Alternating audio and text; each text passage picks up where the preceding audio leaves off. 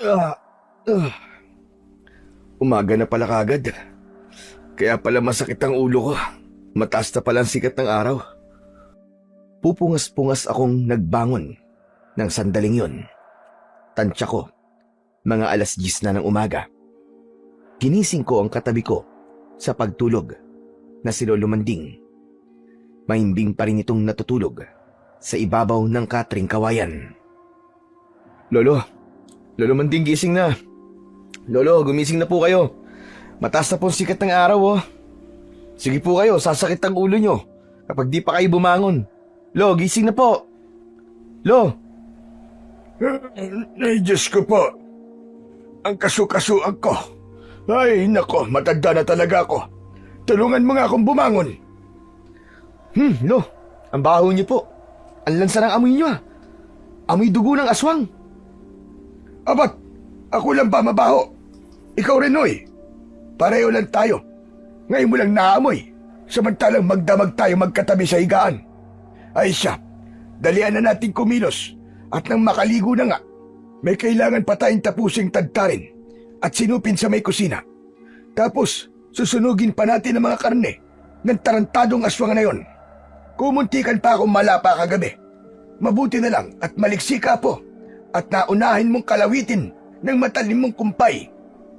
Kung hindi, malamang, kwento na ang lolo mo ngayon. Alerto rin po talaga ako kagabi, Lolo. Kayo rin po talaga minamanmanan ko habang nakikipaglaban tayo sa aswang. Saka, ina-apply ko po talaga ang mga tinuro nyo sa akin. Isa pa po, hindi po ako makakapayag na may mangyari pong masama sa inyo. Ako nga pala si Mikoy, 18 anyos. Ang lolo ko naman ay 60 anyos na. Kami ni Lolo Manding ay mga mangangatay ng aswang.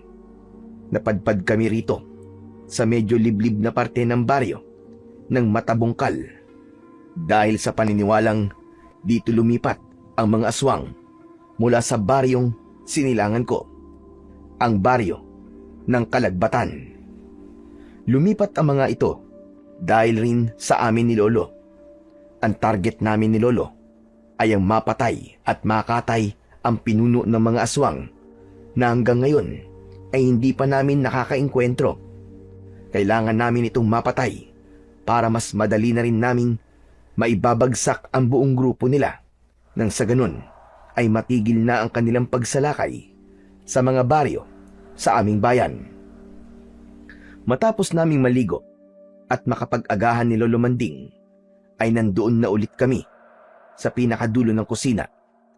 May pasadyang mahabang lamesa roon kung saan namin kinakatay ang mga nahuhuli naming aswang. Kung bakit namin kinakatay ang mga aswang at pagkatapos ay sinusunog hanggang maging abo, ito ay para masigurong hindi na sila ulit mabubuhay. Siya nga pala, ang pinili naming pwesto sa baryo Matabungkal ay malapit sa gilid ng gubat at kaunti na lang ang mga kabahayan. Sinadya namin yon para maitago sa mga tao ang lihim naming gawain. Mahirap na kasi kapag napagbintangan pa kaming mga kriminal o mga aswang mismo ng mga taga-baryo. Lahat ng pag-iingat ay ginagawa namin para hindi kami mapaghinalaan. O siya, sige na. Tagtarin mo ng pinong-pino ang mga laman na para mas madaling masunog. Yung mga buto ay dating gawi. Titipunin ulit natin, patutuyuin at susunugin din para mas madaling durugin at isasabay ulit natin sa may sapa. At siya nga pala, iwasan mo masugatan ang mga kamay mo. Mahirap na at baka mahawaan tayo ng pagiging aswang. Ano ka ba, Lo? Kita nyo nakagwantes kaya ako. Saka, wag nyo na po akong alalahanin. Talagang nag-iingat din po ako. Ay siya nga pala, Lo. Naisip ko lang ho. Bakit pala hindi tayo manghuli ng isang aswang na magagamit natin para mahuli ang kanilang pinuno? Naiinip na po ako, Lo eh. Kay tagal na po nating puro panguhuli na lang ng aswang ang inaatupag. Kung maaga nating mahuhuli ang pinuno, aba ibig sabihin, pwede naman pong pag-iipon ang tutukan ko. Siyempre po, ipangarap ko ring makapagkolehiyo, Lo. at makapagtapos para po sa kinabukasan ko. Naku kung ganun lang sana kadali ang naiisip mo, Apo, ginawa na natin. Ang kaso, mahirap Hindi ganun kadaling labanan o isahan ang mga aswang basta patungkol sa pinuno nila. Saka akala mo ba ay hindi rin kami nag-iisip ng paraan ni Iska? Ang tinutukoy ni Lolo na si Aling Iska ay isang matandang kababaryo namin sa Kalagbatan. Isa itong mahusay na babaylan. Kami lang ni Lolo ang nakakaalam na isang babaylan si Aling Iska. Maigpit na lihim yun ng matanda.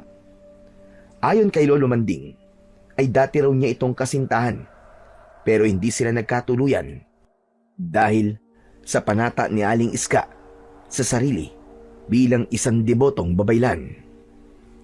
Ang tagal naman po ninyo mag-isip. Ay nako, kaya walang tigil po ako sa paggiling sa Panginoon na sana isang araw ay tulungan niya tayong makahanap ng paraan kung paano mapapatay ang pinuno ng mga aswang. Hindi na rin po ako bumabata, Lo. Kayo rin. Lalo na kayo. Saka, ayoko naman pong sobrang overage na akong tutungtong ng kolehiyo. Parang nakakahiya po yata yun. Huwag ka mag-alala, Apo. Hihintayin ko lang din talaga na may matanggap akong hudyat mula kay Iska sa pamamagitan nitong parang medalyong kwintas na ibinigay niya sa akin. Kapag parang umiilaw daw ito, bumibigat o umiinit, ayun na ang senyales na kailangan natin balikan si Iska sa baryo natin. Kailan pa kaya yun, Lo? Kapag isa na po sa atin na ang sabi nyo nga ay kwento na lang? Grabe ka naman, Apo. Alam mo, kailangan mong matutunan ang maging matiisin at maging matyaga. Hindi paspasan ng mga bagay-bagay, lalo na kung tungkol sa importanteng mga bagay na nangangailangan ng dibdibang paghahanda o pagpaplano. Hindi ganun lang kadaling mapapatay ang pinuno ng aswang. Yan na lang ding pag-aaral sa koleyo na sinasabi mo. Hindi rin basta-basta yan na matutupad mo. Aba, kailangang handang-handa ka sa aspetong pinansyal, intelektual, pisikal at kung ano-ano pa. Ako naman ay suportado naman kita sa kung anong gusto mo sa buhay. Pero sana ay matuto ka rin bumagay, umalinsabay o magtiis-tiis muna. Darating din ang tamang panahon na matutupad mo rin ang mga pangarap mo. Basta't ukol, kung hindi pa ukol, kahit na anong gawin mo, ay hindi ka magkakabukol. Kaya huwag kang magpipilit. Ang haba naman po na sinabi nyo. Buti hindi kayo hiningal. Pero kung sa bagay po, tama po kayo, Lo. May natututunan naman po ako galing dyan sa mga uban nyo Ikaw talagang bata ka. Hindi mo rin ba alam na kahinaan mo yung pagiging mainipin mo? Nako, wag sanang dumating ang araw na ipahamak tayo ng kahinaan mong yan. Kay tagal na kitang tinuturuan kung paano mo babaligtarin yan. Pero magpahanggang ngayon, nandyan pa rin sa sistema mo. Bakit, Lo? Talaga naman, di ba? Ang tagal na pero hanggang ngayon, hindi pa rin natin nahahanap ang pinuno ng mga aswang. Hanggang ngayon, wala pa tayong kahit na isang clue kung nasaan o kung sino ang pinuno ng mga aswang. Yung sinasabi ninyong matutukoy nyo gamit ang langis na bigay sa inyo ni Aling Iska, parang wala namang kwenta Puro karaniwang aswang naman ang nakakaharap natin. Abay, mainipin ka na nga. Mareklamo ka pa. Ikaw ba? Ano bang maiaalok mong solusyon para mas mapadali ang paghahanap natin sa pinunong aswang? Abay, kung may maganda ka man solusyon, magsabi ka lang. Hindi yung puro kareklamo. Kung meron palalagpasin ko mga ugali mong yan. Pero kung wala, mas makabubuting itiko mo na lamang ang bibig mo. Sa ngayon wala pa, Polo. Pero sisikapin ko pong mag-isip ng paraan para mas madaling mahanap at mahuli ang pinuno ng mga aswang. Kesa naman, umasa na lang tayo riyan sa udyat ng botelya ng langis na mukhang hindi naman yata tumatalab sa pinunong aswang. Teka, huwag mo nga maliitin itong pangontrang langis na ibinigay ni Iska, Mikoy.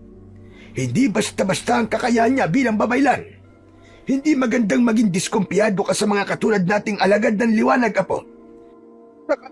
Baka nakakalimutan mong malaki ang papel na ginagampanan ni Iska sa buhay mga ngatay aswang natin. Sumumpa rin tayong tatlo na anuman ang mangyari ay mananatili tayong tapat sa tungkulin natin bilang tagapagtanggol ng mga tao. Nakalimutan mo na rin ba ang sumpa sa atin ni Iska na kapag bumaligtad tayo sa kanya o kapag tinalikuran natin ang ating tungkulin? Naku, hindi naman po sa akin nalimutan ko yun, Lo. Ang sa akin lang po, ay gagawin ko pa rin po ang parte ko sa paghanap ng paraan. Ang ibig ko po sabihin mas marami tayong maaasahan ay mas mainam. Tama naman po ako ron, di po ba? Kung sa bagay tama ka, Apo. Gawin mo lang ang parte mo. Pero ipapaalala ko lang sa'yo na sa tuwing may naiisip kang paraan, bago mo yun isagawa na ikaw lang, ay huwag mong kalimutang ikonsulta muna sa amin ni Iska o kahit sa akin na lang. Sa laban natin sa mga aswang, Apo, lalo na sa kanilang pinuno, hindi tayo dapat nagpapadalos-dalos. Sige po, Lo. Tatandaan ko po yan. O siya, tutal tapos na natin ang pagtagtad sa mga lamang ito. Kuhanin mo na yung mga inihanda natin sako na gagamitin sa pagsusunog. Kunin mo na rin yung gaas at ihanda mo ng asarol at piko. Ako naman isisilid ko lang ang mga ito sa sakong ito. Ako nang bahalang magdala ng iba pa nating mga gagamitin. Dalian mo at kailangan na natin pumunta sa gubat. Yung mga pangontra po natin, Lo, dalhin nyo na rin. Para hindi po tayo masundan kung sakaling may mga aswang na maligaw sa gubat. Siyempre naman, dadalhin ko talaga yon. Ang mga yun pa ba ang makakalimutan ko? Sige na, kumilos ka na. Mga bandang 2:00 ng hapon, nang dumating na kami, nilulumanding sa gubat. Noon ay sinusunog na namin sa inukay na butas sa lupa ang mga tinadtad naming katawan ng aswang. Nasa kasagsagan kami ng pagkikwentuhan ni Lolo nang walang ano-ano ay may narinig akong parang pamilyar na boses sa di kalayuan mula sa kinaroroonan namin. Teka, Tay. Naamoy ba ninyo ang naamoy ko? Parang nasusunog na laman ng tao ah. Saka, bakit parang naamoy ko rin ang amoy ng laman natin sa sinusunog na yun, Tay? Teka, hindi kaya... Nangunot ang noo ko ng sandaling yon habang pinakikinggan ang boses na yon. Napansin tuloy ako ni Lolo Manding. Oh, bakit ganyan ang itsura mo, Apo? Ano bang meron? Huwag mo na kayo maingay, Lo. Parang boses po ni Rolito ang naririnig ko. Rolito? Aba, paano namang nandito yon? Hindi ba nga umalis na sila sa baryo natin? Ang balita ko ay lumuwas sila ng Maynila. Baka namimiss mo lang ang kaibigan mong yon at hinahanap ng tenga mo ang boses niya. Hinaan nyo lang po ang boses nyo, Lo. Manahimik na muna kayo para marinig natin maigi. Boses po talaga ni Rolito At narinig naming muli ang boses ni Rolito. Dito po muna kayo, Itay. May sisilipin lang po ako sa bandaron. Doon po yata nang gagaling ang naamoy ko Parang kaamoy din po ni Tito Nolan Baka naman po siya na yun at minalas na may nakatsyempo sa kanya na baka tulad na sinabi niyong antingero po ba yun? Balikan ko rin po kayo kagad kapag may nakita na po akong hindi maganda. Aba, boses na boses nga ni Rolito yun Kung ganun, ay baka dito lang pala sila napadpad at hindi pala natuloy sa Maynila. Mabuti pa siguro Biglang natigilan si Lolo Manding nang mapansin nitong parang umiilaw ng bahagya ang botelya ng langis na nakapalawit din kasama ng medalyon. Ako rin mismo ay napansin yon. La, umiilaw po ang botelya nyo, Lo. Nako, ibig sabihin ay may aswang sa paligid po. Hindi si Rolito ang narinig natin. Malamang na aswang nakaboses lang niya. Humanda kami, Koy. Kunin mo dala mong itak at buntot ng pagi. Mag-amang aswang ang makakaharap natin ngayon. Saka, mukhang hinahanap nila ang napatay nating aswang kagabi. May tito ba si Rolito? Nanola ng pangalan na po? Wala naman, hindi ba? Nung una ay medyo nag-alangan pa ako kung susundin ko si Lolo. Naiisip ko kasi ng sandaling yon, paano kung si Relito talaga ang makakaharap namin. Pero napagtanto ko ring hindi nga pala aswang si Narulito at ang pamilya nito. Kung aswang sila, ay matagal na sanang umiilaw ang suot na medalyon ni Lolo tuwing nakakasalumuhan namin ang mga ito nung naroon pa kami sa baryo Kalagbatan. Kaya naman ay sinunod ko na rin si Lolo. Tama ka, Lolo. Hindi nga pala aswang si Narulito. Eto, Lo, handang-handa na ako. Alerto na po tayo. Hapon pa lang po, pero mukhang may mga makakatay na naman tayo. Sandali kaming alertong naghintay ni Lolo Manding habang bahagyang nagtatago sa mga halaman sa paligid. Maya-maya pa, mula sa likod ng malapad na puno ay lumitaw ang isang lalaking sa tansya ko. Ay kasing tangkad ko lang at kasing edad ko lang din. Napakunot ang noo ko nang masilayan ang mukha nito. Ha? Tignan niyo, Lo. Sa banda ron, sa tabi po ng puno. Si Rulito talaga, Lo. Nasaan? Aba, oo nga. Anong ginagawa niya rito? Huwag mo sabihing aswang siya po. Heto nga, lalong bumibigat itong botelya ko, saka umiinit. Anak ng tokwa. Aswang si Rulito? Teka, Lo. Baka naman mamaya may iba pa sa paligid, maliban sa kanila. Baka ibang nararamdaman yung presensya ng aswang. Hindi po si Rulito at ang itay niya. Mabuti pa, ay tawagin mo siya at palapitin dito para makasiguro rin tayo kung siya ba talaga yan o kung aswang ba talaga o hindi. Ngunit kakawayan ko palang sana at tatawagin si Rulito ay napansin kong nakita niya na kami. Ang nakapagtataka lang ay bigla siyang parang natakot pagkakita sa amin at nagmamadaling tumalikod at tumakbo palayo. Hoy, Rulito! Rulito, sandali! Anak ng... Ano nangyari dun? Bakit para siyang natakot sa atin, Lolo? Naningkit ang mga matang na patitig sa akin si Lolo Manding. Nag-iisip. Parang iba ang kutob ko rito, Apo. Halika, sundan natin sila ng kanyang itay. May kailangan lang akong tiyakin. Dalian mo! Mabilis nga naming sinundan kung saan banda tumakbo si Rulito. Kahit matanda na si Lolo at nirarayuma, ay nakapagtatakang mabilis pa rin siyang kumilos. Siguro ay dahil sa suot niyang medalyon. Hindi nagtagal ay namataan namin si Rulito at ang itay nito na palabas na sana ng gubat. Talagang nagmamadali ang mga itong makatakas na para bang banta kami sa kanilang seguridad. Bago pa sila makalabas, ay pinaspasan ko ang pagtakbo para maabutan ko si Rulito. Hoy, Apo! Anong ginagawa mo? Mag-iingat ka sa kanila. Baka tama ang kutob ko na mga aswang sila. Hindi, Lo. Huwag kayong mag-alala. Ako ang bahala sa kanila. At nagawa ko naman maabutan si Rulito. Agad kong hinila ang kamay niya dahilan para pareho kaming mawalan ng balanse. Habang tumatakbo, pabagsak kaming nagpagulong-gulong sa damuhan. Bitiwan mo ako, Mikoy! Bitiwan mo ako! Hindi mo na dapat kami hinabol pa ni Itay! Bitiwan mo ako! Kalimutan mo na naging magkaibigan tayo! Ano ba pinagsasasabi mo, Rulito? Ano ba meron?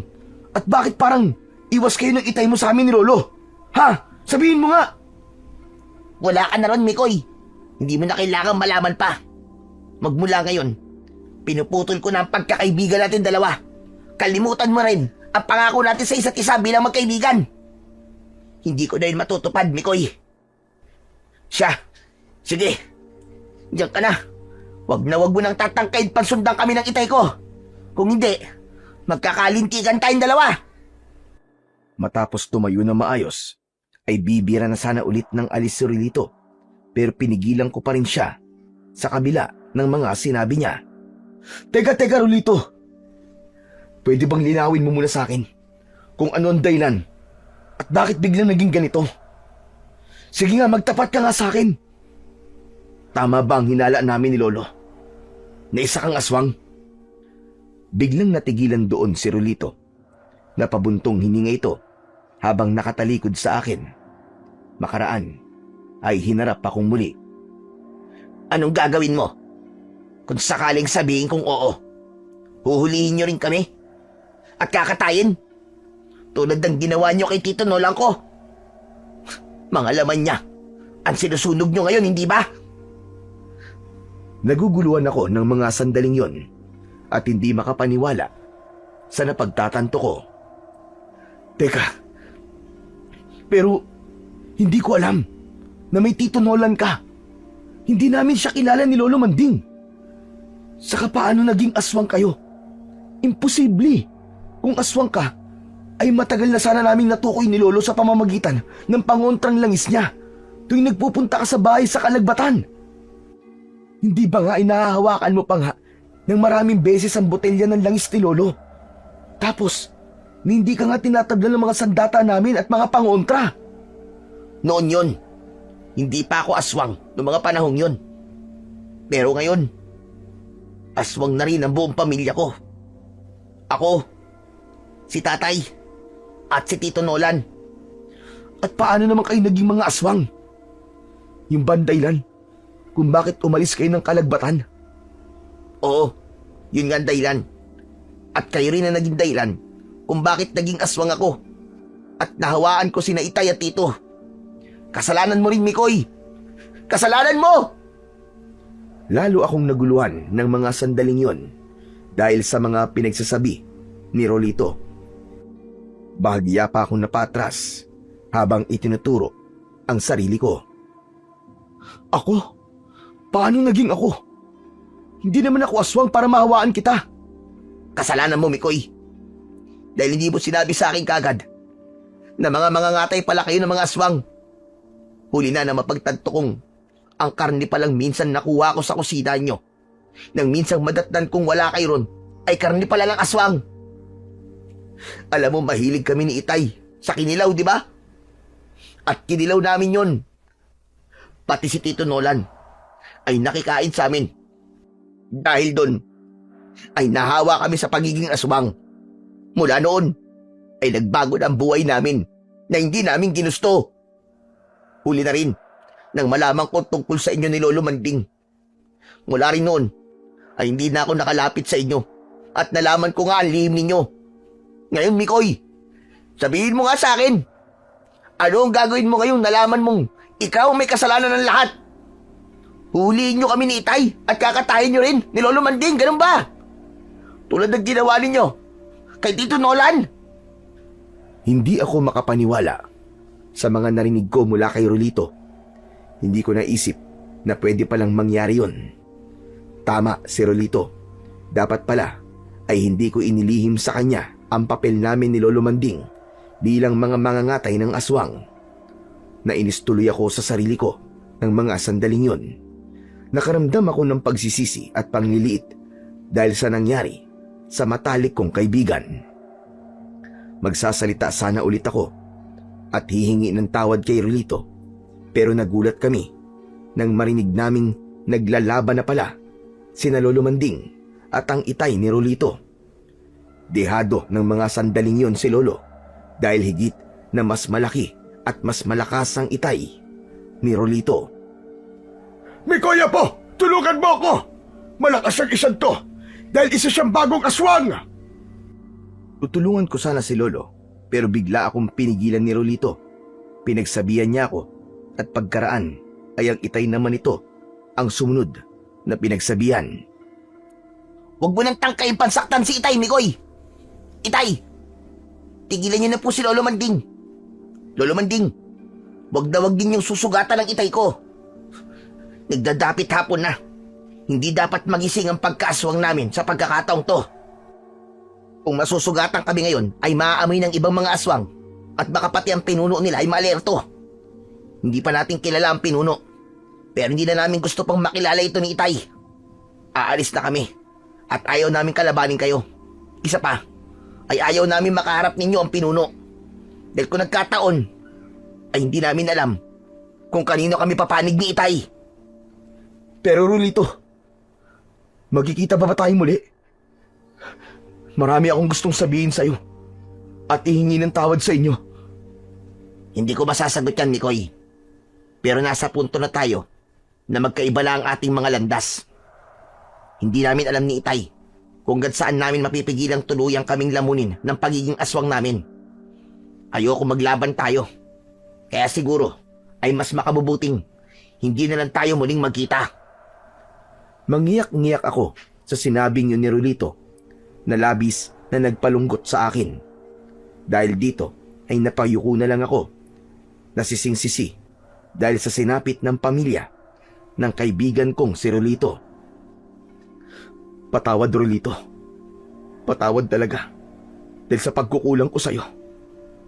Pero handa pa rin akong tuparin ang pangako natin sa isa't isa. Kahit anong mangyari, ay hindi ko hahayaang mamatay ka sa sarili kong mga kamay. Maya-maya pa ay inalertuhan na si Rolito ng kanyang Itay dahil nagsisimula ng lumatag ang dilim. Noon ay napansin kong nagsisimula ng mamula ang kanilang mga mata. Senyales na nagigising na ang kanilang pagkaaswang.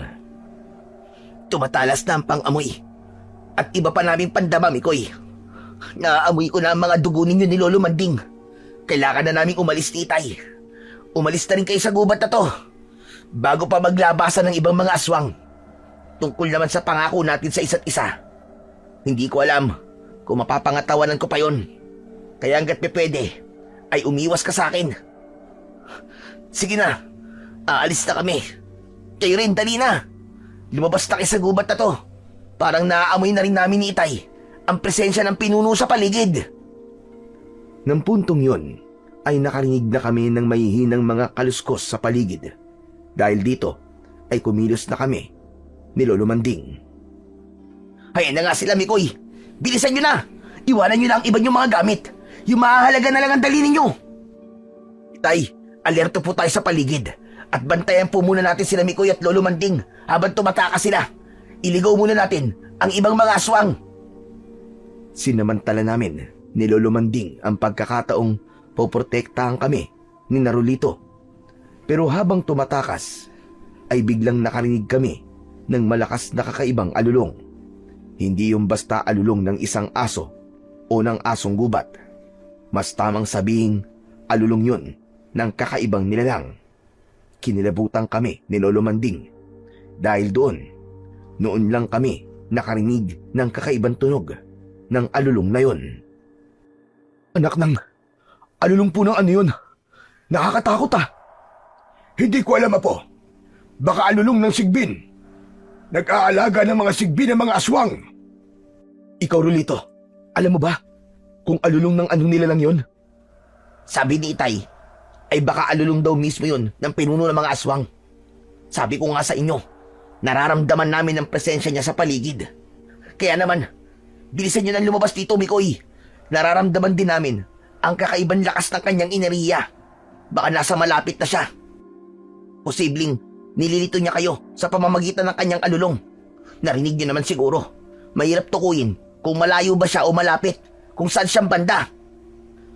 Ilang saglit pa ay biglang narinig namin ng isang nakakatakot na boses. Tulad ng sinabi ni Rolito, hindi rin matukoy kung nasaan banda ito nagmumula. Parang lumulutang lang ito sa ere na ang timbre ay magaspang at parang sa halimaw. Mga kalahi, sundan ninyo ang amoy ng sinunog na laman ng isa nating kalahi. Kailangan managot at gumawa nun sa kalahi natin. Isa pa, ay naaamoy kong may mga pangontra sila at mga sandata. Narito na sila sa malapit. Hulihin niyo sila at hirap sa akin. Ngayon din! Nanlaki ang mga matang nagkatinginan kami ni Lolo Manding. Maging si Rolito at ang Itay nito ay ganun din. Nangalat sa paligid ang sunod-sunod na mga kaluskos. Tanda na kumikilos na ang mga aswang sa paligid. Sunod-sunod pang nagsiatungal ang mga ito, dahilan para kami ay mataranta. Bilisan niyo na, Mikoy! Sunod kayo sa amin ni Itay! May alam kaming ruta palabas ng gubat na to na sigurado kong hindi tatangkain daanan ng mga aswang. Dalian nyo! Alam ko kung saan banda yun, Rolito. Lolo Manding, doon tayo dadaan sa banda kung sa maraming tumutubong mga alabang kinatatakutan ng mga aswang. Yung kailan lang po ay natuklasan nating malapit sa may batis. Tama, doon nga Mikoy. Kumilos na kayo, bilis. Bago pa kayo maabutan at maunahan. Kami na ni Itay ang haharang sa mga aswang na tulad namin. Nang malapit na naming marating ang rutang yon sa may batis, ay saka naman isa-isang nagsulputan ang mga aswang. Napaatras kami ni Lolo Manding pagkat pagkababangis ng mga itsura nila. Parang alam din ng mga itong doon talaga kami dadaan. Sinimulan nila kaming harangan. Sa puntong yun ay tuluyan ng nag-anyong aswang, si Narulito at ang itay nito. Grabe ang pag-atungal nila habang nagpapalit ng anyo. Binalingan ako ni Rolito pagkatapos. Humanda kayo, Mikoy! Lolo Manding! Itataboy namin ang mga aswang na humarang sa daraanan yung ruta. Oras na maitaboy namin sila, ay tumakbo agad kayo, papasok, nang wala ng lingon-lingon pa. Sige na! Pero tutulungan namin kayong itaboy sila, Rolito. Huwag na, Mikoy! Kami nang bahala ni Itay. Ang importante ay makatakas kayo ng ligtas. Hindi nyo sila kakayanin pagkat marami pang magdadagsaan sila dito. Saka nandyan din ang pinuno nila. Sige na! Humanda na kayo! Sibat na! At ganun nga ang ginawa namin. Nang simulang ipagtabo yan ni Narulito at ng kanyang itay ang mga aswang na humarang sa daraanan naming ruta, ay sinamantala kagad namin ni Lolo Manding na pasukin yun. Kitang-kita namin kung paano nahirapan si Narulito at kung paano nila tiniis makipaglaban sa mga babamangis na aswang.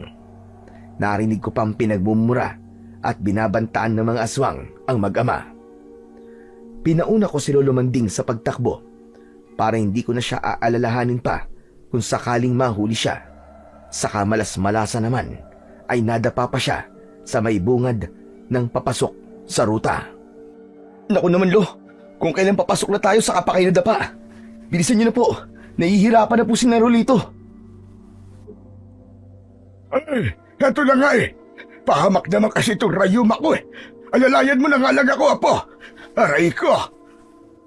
Habang inaalalayan ko si Lolo, ay napapasulyap ako sa banda ni Narulito. Nakikita kong medyo dehado sila pagkat marami ang mga aswang na kinakaharap nila.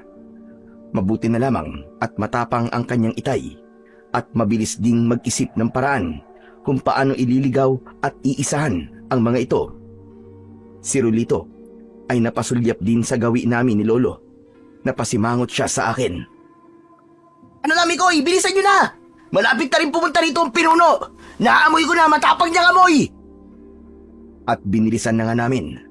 Nang makapasok na kami sa rutang maraming tanim na pangontra sa aswang na mga halaman, ay tinapunan ko pa ng huling sulyap si Narulito. Nagulat ako nang sa di kalayuan, sa banda nila, ay napansin kong parang may kumpul ng itim na usok na paparating.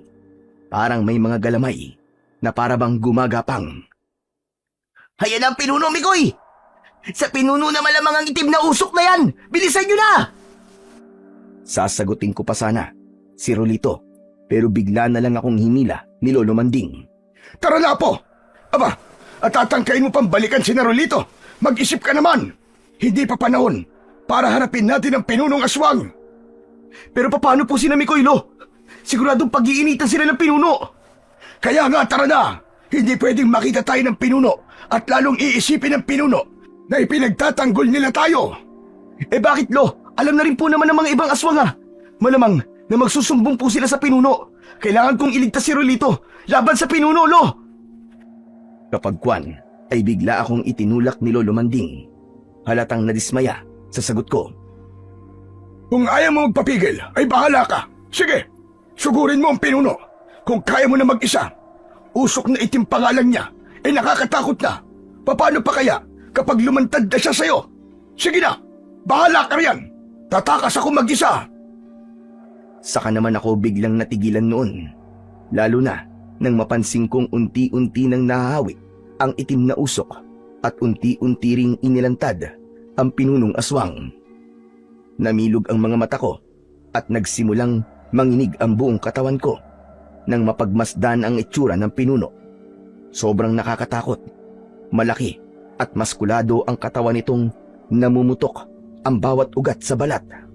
Maitim na mamula-mula ang kulay nito na naglalangis pa. Sobrang umbok ng bunganga nito dahil sa nag-uusli ang matutulis na mga pangil. Para na itong mukhang asong lobo. Ang mga mata ay mapupula at napakatalim kung tumitig. Malapad ang noo nito at ang buhok ay buwaghag na mamasa-masa at mahahabang parang sa babae. Ang formasyon ng mahahaba nitong kamay ay parang sa bakulaw na parabang mandadamba anumang sandali. At ang mga daliri nito sa kamay ay tinubuan ng matutulis at maiitim na mga kuko. Wala itong saplot na pang-itaas. Ang pang-ibaba naman ito ay parang puruntong na kupasing maong na punit-punit dahil sa namimintog na mga kalamnan sa hita.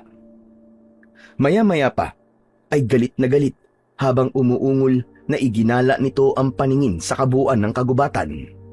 Sa puntong ito ay bigla akong hinila ni Lolo Manding at nagtago kami sa likod ng isang malagong palumpong. Inis na binulungan niya ako. Ang tigas talaga ng ulo mong bata ka. Magtago na tayo at baka makita tayo ng pinuno. Ayan ang sinasabi ko sa iyo eh. Para ka kasing kung sino kung umasta. Ano? Sa tingin mo ba ay kakayanin mo ang pinuno ng mga aswang na yon? Kita mo naman, sobrang bangis ng itsura niya. Hindi natin basta-basta matatalo yan. Marami pa tayong kailangan malaman tungkol sa kanya. Grabe, sobrang nakakatakot talaga siya, Lo. Ano kaya kung obserbahan muna natin siya? Nandito na rin lang naman tayo. Siraulo ka ba? Hindi sa ganitong paraan natin siya pag-aaralan. Kita mong iginagala niya ang paningin niya sa paligid at sigurado kong pinapagana rin niya ang iba pa niyang pandama. Nakalimutan mo na bang matatalas ang pandama ng mga aswang? E di lalo na ang pinunong yan. Kaya huwag matigas ang ulo mo. Halika na, tumakas na tayo habang may pagkakataon pa. Noon ay nagpatianod na ako sa gustong mangyari ni Lolo Manding. Habang maingat kaming tumatakas, ay nakalingon pa rin ako at tinitignan kung ano na ang kalagayan ni Narulito. Napansin kong nilapitan siya ng galit na pinunong aswang. Siya at ang itay niya ay sabay na kinwelyuhan ng pinuno at para bang bulak lang na iniangat sa ere. Lo, tignan nyo! Kawawa naman po ang kaibigan ko! Lagot sila ng itay niya sa pinunong aswang. Kailangan, Lo, may gawin tayo! Huwag ka nang matigas ang ulo, Apo! Tinulungan nila tayo makatakas. Tapos ikaw naman itong sasayangin ang tulong nila sa atin. Saka sa palagay ko, ay hindi sila papatayin ng pinuno dahil magkalahi na silang aswang. Parurusahan, oo, pero malabong patayin sila. Walang ano-ano ay biglang bumaling ang paningin ng pinuno at sakto sa direksyon namin. Binundol ng kaba ang dibdib ko nang magtama ang mga mata namin at marahas itong umalulong. Bigla ring napalingon sa amin si Narulito at ang itay nito. Nakalarawan sa mukha nila ang pag-aalala at takot. Nakulo, patay tayo! Nasundan tayo ng tingin ng pinunong aswang! Nakakatakot talaga ang alulong niya. Parang talagang gustong manlapa. Bilisan na natin tumakbo, Apo. Huwag ka na kasing lumingon pa riyan. Sundan mo ako. Ililigaw natin ang paningin niya. Teka nga, at ilalabas ko pa ang ibang pangontra at pantaboy ng mga langis. Magsasaboy ako sa paligid para maligaw sila kung sakaling tangkain nila sumunod. Sana lang ay di sila mag-abang sa paglalabasan natin. Sunod-sunod ang naging pag-atungal ng pinunong aswang. Talagang kinabahan kami ni Lolo Manding. Dahil kada alulong nito ay hindi namin mahulaan kung saan direksyon ito sumuot. Nakadagdag pa sa kaba namin ay ang sabay-sabay ring pag-atungal ng iba pang mga aswang at ang sabay-sabay ring mga kaluskos sa paligid. Grabe, Lo. Sobrang nakakakaba naman to. Ngayon lang nangyari to sa atin, ha. Iba na pala talaga kapag pinunong aswang na ang makakaharap. Sinabi mo pa. O siya, huwag ka nang dumaldal dyan. Tahimik muna tayo para hindi nila tayo masundan. Nang sandaling yon, ay sobrang dilim na sa gubat pagkat tuluyan ng lumatag ang gabi Tanging mahinang liwanag ng buwan na lang ang nagsisilbi naming tanglaw. Talagang hingal kabayo kami ni Lolo dahil sa pinagsamang kaba at pagod sa pagtakbo na pasuot-suot pa kung saan-saan. Hanggang sa wakas ay nakalabas na rin kami sa gubat. Natanaw namin ang ilang kabahayan. Nagmamadali kaming lumapit sa isang bahay at nakisuyong patuluyin kami. Nagkataon namang ang nalapitan namin ay bahay ng isang magaling na albularyo na may alam din tungkol sa mabibisang mga pangontra laban sa mga aswang. Ang mga dingding mismo ng bahay ay taddad ng nakasabit na mga pangontra. Doon kami nagpalipas ng gabi ni Lolo Manding. Magdamag kaming nakabantay pagkat naririnig namin sa kalapit na gubat ang mga singasing at atungal ng hindi mapakali na mga aswang. Pagsapit naman ng kinabukasan ay maaga kaming nagpaalam at umalis sa bahay ng albularyong si Mang Teban. Pinabaunan pa niya kami ng ilang mga pangontrang langis. Bago kami tuluyang umuwi ni Lolo Manding, ay tinangka muna naming bahagyang pumasok sa gubat. Meron lang kaming titignan. Tignan mo po mga damuhan. May mga bakas na nag-aabang talaga rito ang mga aswang kagabi. Mabuti na lang talaga at naunahan natin sila at nakalabas kagad tayo. Kung hindi, baka riyan na rin tayo sa loob ng gubat nagpalipas ng gabi. Sinarulito kaya at ang itay niya, Lo. Ano na po kaya nangyari sa kanila? Ano po kaya ang ginawa sa kanila ng pinunong aswang? Pero hindi ko na hinintay pan sumagot si Lolo Manding. Pabigla kong tinawag ang pangalan ni Rolito sa gubat. Sa pagbabaka sakaling naroon pa sila ng itay nito. Rolito! Rolito, nandiyan pa ba kayo? Kung nandiyan kayo, magpakita kayo sa amin ni Lolo! Ayos lang ba kayo? Nagulat kami ni Lolo nang pagkatawag ko ng malakas sa pangalan ni Rolito ay nakarinig kami ng sunod-sunod na mga kaluskos sa paligid. Senyales na may iba pa bukod sa amin sa parte ng gubat na yon. Ano ka ba naman, Apo? Bigla-bigla ka naman sumisigaw. Baka mamaya may naiwan pa ritong mga ilang aswang para magbanman. Padalos-dalos ka talaga at mainipin kahit kailan. Maanong tahimik lang muna tayong mag-obserba? Kailangan may makita tayo ritong kahit na anong makatutulong sa atin para malaman ang mga kahinaan ng mga aswang at ng pinuno nilang nakita natin kahapon. Maya-maya pa, habang nagsasalita si Lolo, ay may napansin akong parang manipis na usok. Papawala na ito noon sa isang banda, malapit sa ilang kumpol ng mabababang mga halaman. Itinuro ko yun kay Lolo Manding. Lo, tignan niyo po sa banda ron, oh. Parang may usok po na itim na papawala na. Parang sa usok na itim po ng pinuno na nakita po natin kagabi. Diyos ko po, baka nasa paligid pa rin ang pinuno ng mga aswang. Alerto tayo at baka mamaya ipadala niya yan para tiktikan tayo. Sandali nga at sasabuyan ko ng pangontang langis. Pero nang sasabuyan na sana ni Lolo Manding ng pangontang langis ang banda ng mga halamang itinuro ko, ay bigla ko siyang pinigilan. May napansin kasi akong lumitaw mula sa mga halaman. Rolito? Teka, Lo! Nandito pala si Rolito! Huwag niyo po siya sabuyan! Anong ginagawa mo rito, Rolito? Ang itay mo nasan? Bakit mag-isa mo lang?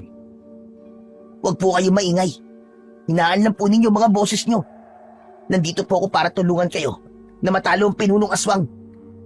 Alam ko na, Mikoy, kung anong kahinaan ng pinunong aswang. Talaga ba, Rolito? Anong kahinaan ng pinunong aswang? Sabihin mo na kagad sa amin para madali at mabilis na namin siya mapatay ni Lolo. Kapag nagkataon, sa wakas, matututukan ko naman ang pag-iipon ko para sa plano ko makapagkolehiyo. Di ba ikaw din? Pangarap mo rin yun, Rolito? Oo nga pala. Nakalimutan ko na yun eh. E di paano? Magiging kasakasama niyo na ako ngayon laban sa pinuno ng mga aswang. Si Itay pala, huwag niyo nang isipin. Hindi ko ito ipinalam sa kanya para wala na siyang ibang iisipin at aalalahanin pa tungkol sa akin. Hindi ba siya nahuli ng pinuno nyo? Hindi ba nga nahuli niya kayo kagabi? Oo. Pero nang mamataan niya kayo, ay kagad din niya kaming binitiwan. Kaya nakatakas din kami. Nagtatago ngayon si Itay para hindi siya mabalikan ng mga aswang. Ako naman ay lihim na humiwalay sa kanya dahil gusto kong sumama sa inyo eh. Tutulungan ko kayo matalo ang pinuno ng mga aswang na yon. Nagkatinginan kami ni Lolo Manding at nag-usap ang aming mga mata. Si Lolo Manding ay halatang pinagdududahan si Rolito. Teka nga, Rolito. Akala ko ba pinuputol mo na ang kaugnayan mo sa apo ko? Bakit ngayon ay biglang atat na atat ka namang tulungan kami kuno? Lolo naman, syempre, baka po napagtanto niya na kailangan talaga natin ng tulong niya. Bakit hindi na lang niyo isipin na pagkakataon ito na maging kakampi natin siya laban sa pinuno? Isipin niyo naman, may kakampi tayong aswang mismo, di ba? Mas madali na lang nating matatalo ang kalaban kung may katulong tayong may alam tungkol sa kalaban natin. May punto ka naman, Apo. Kung sa bagay, ay matalik naman kayong magkaibigan. Pero kung sasama siya sa atin, paano yun? E di, palagi siyang makukontra ng mga pangontrang langis natin at makaka-apekto pa siya sa pananggaritong medalyong ko. Matatakpan niya ang hudyat kung may ibang aswang sa paligid. Sus, yan lang po ba ang inaalala nyo? E di humanap po tayo ng ibang paraan. Sabihan nyo na rin po si Lola Iska. Sigurado namang magaling mag-isip yun ng paraan, di po ba? Nang puntong yon, nang mabanggit ko ang pangalan ni Lola Iska, ay napansin kong parang may kung anong inaalala si Rolito. Napakunot pa ang noo nito. Teka, Iska? Tama bang narinig ko, Mikoy? Iska? Yung ba yung magaling na babaylan? Kami naman ni Lolo Manding ang nagulat sa sinabing yun ni Rolito. Nanlalaki ang mga mata at nagtatakang nagkatinginan kami ni Lolo. Hindi namin inaasahan yun. Teka, Rolito. Bakit alam mo na babaylan si Iska? Mikoy, anong ibig sabihin nito? Bakit alam ni Rolito ang bagay na yon na tayong dalawa lang dapat ang nakakaalam? Nako, wala po akong sinasabi kay Rolito, Lo, ha? Katunayan nga, nagtataka rin ako kung bakit alam niya yun. Rolito, bakit alam mong babaylan si Lola Iska? Wala naman akong sinasabi sa iyo, Ewan ko ba, Mikoy? Bigla ko lang naisip yun. Bakit ba? Babaylan ba talaga si Lola Iska? Hinaan mo lang ang boses mo, iyo. Walang ibang dapat makarinig ng tungkol sa pagkatao ng Lola Iska nyo.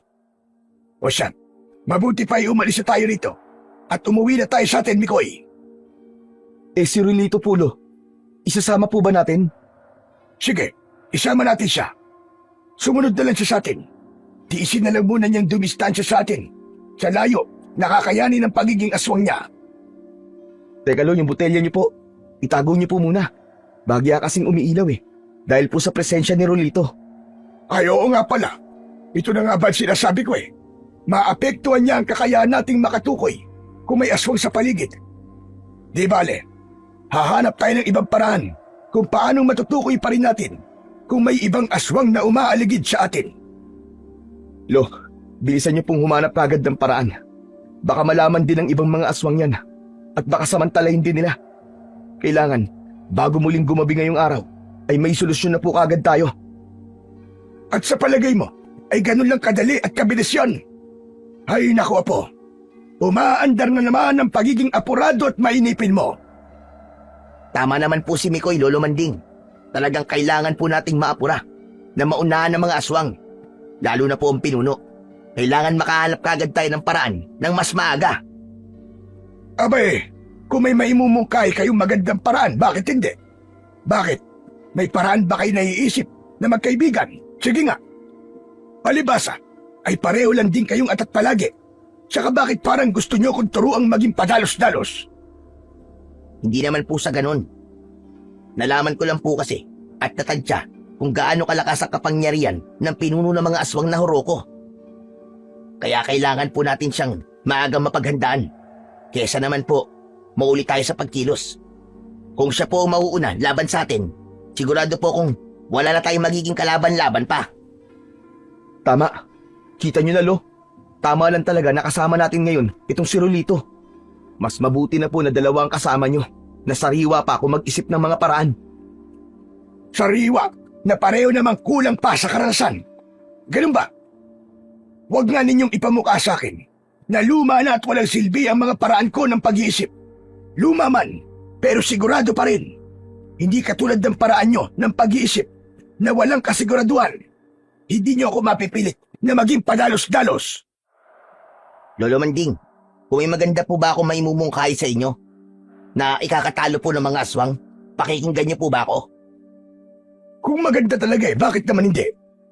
Hindi ko naman sinasabing, Komo, hindi nyo ako mahahatak na maging padalos-dalos, sarado na rin ang isip ko. Bukas pa rin naman ang isip ko sa iba pang mga posibilidad. Basta sa ikatatalo ng mga aswang at ng kanilang pinuno. Mabuti naman po kung ganun, Lolo Manding. Bakit? Ano ba kasi magandang naiisip mo? Pero, sa ako na po sasabihin sa inyo, kapag nakauwi na po tayo sa bahay nyo. Nako, kung ganun apurahin na nating umuwi, Lo. Pakinamdam ko po ay maganda talaga ang naiisip na Rolito. Kailangan mabilis nating mapatay ang pinuno ng mga aswang. At ganun na nga ang nangyari. Nagmamadali kaming umuwi sa kubong tinitirhan namin ni Lolo Manding. Nang makarating kami roon, ay agad naming pinag-usapan ang tungkol sa naisip na paraan ni Rolito. Ako ang unang nagbukas ng usapan. Pero syempre, bago kami nag-usap-usap, ay inilayo muna namin si Rolito mula sa mga pangontra at sandatang nakakalat sa kubo namin ni Lolo. Doon kami sa likurang bakuran nag-usap-usap. Ano, Rolito? Ano nga pala yung sinasabi mong magandang paraan para matalo natin si... Ano nga ulit ang pangalan ng pinunong aswang? Horoko. Ayun, si Horoko pala. Paano natin madaling matatalo ang Horoko na yun? Simple lang.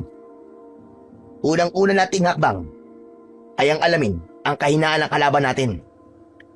Pero ganun din naman tayo.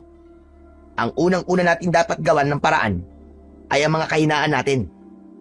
Kapag nalaman kasi yun ni Horoko, ay yung kagad ang pupuntiryahin niya sa atin. Ibig sabihin, yun muna ang kailangan natin paghandaan. Ikaw, Mikoy, ay alam ko ng kahinaan mo. Unang-una nga ay ang padalos-dalos ka at mainipin. Madali lang yan gawa ng paraan. Ang hindi ko pa alam ay ang mga kahinaan ni Lolo Manding. Ano nga ba ang kahinaan nyo, Lolo Manding? Nakita kong medyo natahimik si Lolo Manding at parang ayaw sagutin ang tanong ni Rolito. Kaya naman, ay ako na ang nagkusang sumagot kay Rolito. Hindi mo na kailangang itanong yan, Rolito. Siyempre, matanda na si Lolo, di ba? Kaya asahan mo nang ang kahinaan niya ay ang katandaan niya. Hindi na siya ganun kalakas sa pisikal. Nirarayuman na nga yan si Lolo Medyo napabungis-ngis pa doon si Rolito na medyo nagpapula naman sa mukha ni Lolo. Halatang hindi niya nagustuhan ang pagsabat ko.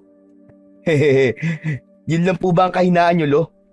Maliban po sa pisikal na kahinaan, ano pa po ba ang iba niyong kahinaan? Aba kailangan ko ba talagang sabihin ang talagang kahinaan ko? Bakit hindi na lang tayo sa itinatago kong galing ang pag-usapan natin? Mas marami naman akong kalakasan kaysa sa kahinaan ko. Kumpara dito sa kaibigan mong kakapiranggot ang kalakasan. Aspetong pisikal lang ang kalakasan niya. Kung tungkol sa isip, ay kulang na kulang yan. Anong kulang na kulang sa isip ang pinagsasasabi niyo, Lo? Para sabihin ko po sa inyo, mainipin lang talaga ako. Pero kung sa talino, meron naman po ako nun, no? Saka pwede po ba, Lo? Sagutin niyo na po ang tanong ni Rolito.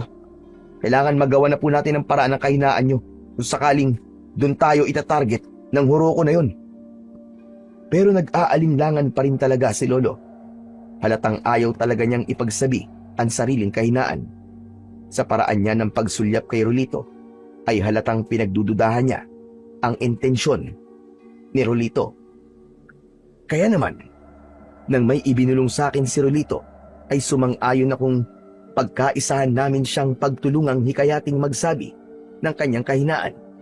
At sa wakas, ay napapayag din namin si Lolo Manding.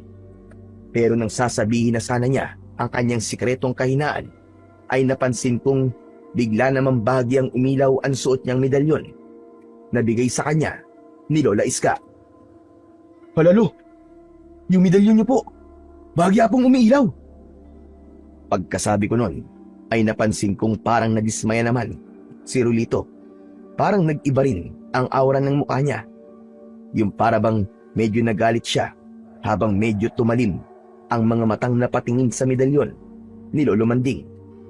Pero ang inisip ko ng sandaling yon ay baka nga dahil lang sa nabitin sa sasabihin sana ni Lolo. Aba, oo nga no. Sa wakas, umilaw na rin ito. Isa lang ang ibig sabihin nito, Mikoy. Kailangan nating mapuntahan ngayong kagad si Iska sa kalagbatan. Dalawang ibig sabihin nito. Una, ay may mahalaga siyang natuklasan. At ikalawa, ay parang paghingi na rin niya ng tulong. Maaaring para sa kanya o para sa baryo natin. Naku, baka po nagsibalik na po ang ibang mga aswang sa baryo natin, Lo. Malamang nga po. Kaya ngayong araw din, bago lumubog ang araw o bago sumapit ang hapon, ay kailangan naroon na tayo. Kaya maganda ka na po. At ngayon din, ay uuwi na tayo sa kalagbatan. Isasama po ba natin si Rolito? Siya, tanungin mo. Kung gusto niya sumama. Hindi kagad nakasagot si Rolito. Nandiretsa siyang tanungin ni Lolo Manding. Sandali pa itong nag-isip ng isasagot. Hindi na lang po muna ako sasama sa inyo, Lolo Manding.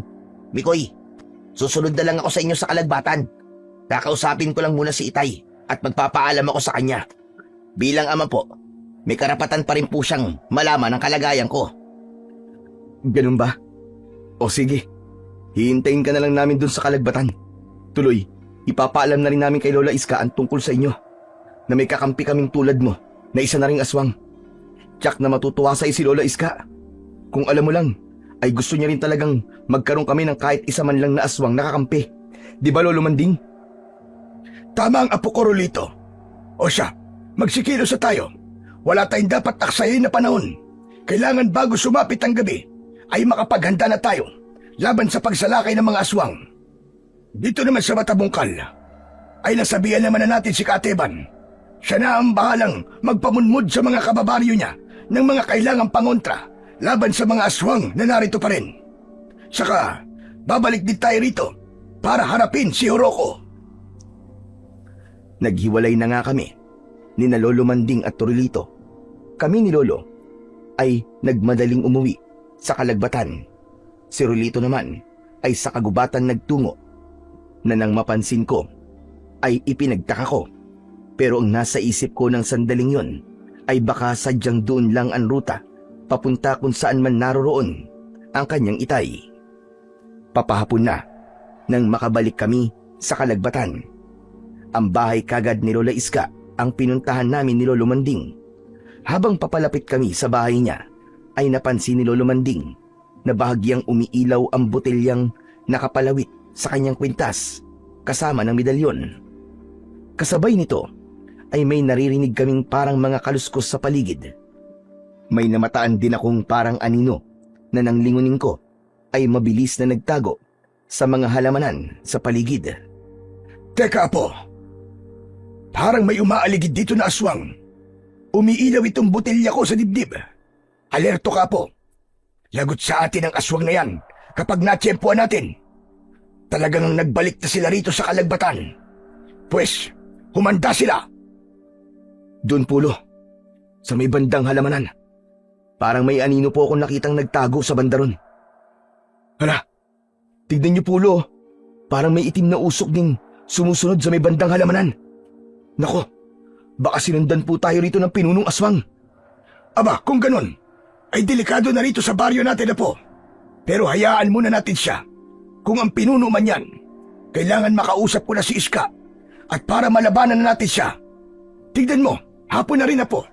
Ilang oras na lang ay lulubog na ang araw. Binundol ng kaba ang dibdib ko ng sandaling yon habang nakamata pa rin sa may halamanan at kitang-kita kong may mga itim na usok pa rin na talagang parang nagtatago doon.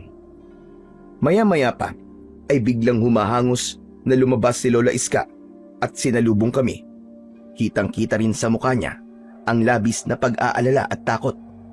Alerto rin itong palingalinga sa paligid. Manding, Mikoy, sabi ko na nga ba't nandyan na kayo?